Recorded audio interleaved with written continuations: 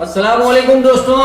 आज अपने अहमदाबाद में नारोल के अंदर आ गए ने। नारोल के अंदर देख लो, आप फर्नीचर का अखा है ने हब को हब। इसके अंदर क्या है खबर है, जबरदस्त स्कीम है।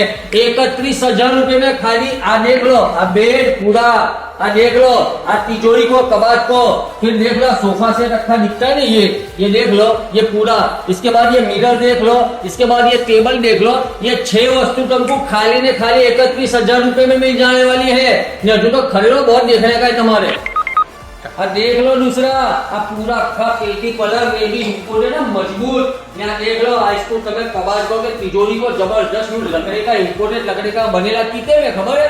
आप कॉम्बो तुमको 13,999 में मिल जाएगा। देख लो, इनका खुद का मैन्युफैक्चर है, ये इनकी फैक्ट्री है। यहाँ पर ये सारी चीजें मिलती है, जब बनती है तो तुम्हारे बनवाना हो तो भी ऑर्डर के ऊपर बन जाएगा।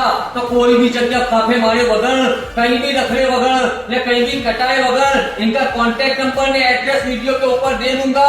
तुम्हारे होम डिलीवरी करवानी हो तो भी हो जाएगी। अस्सलाम वालेकुम।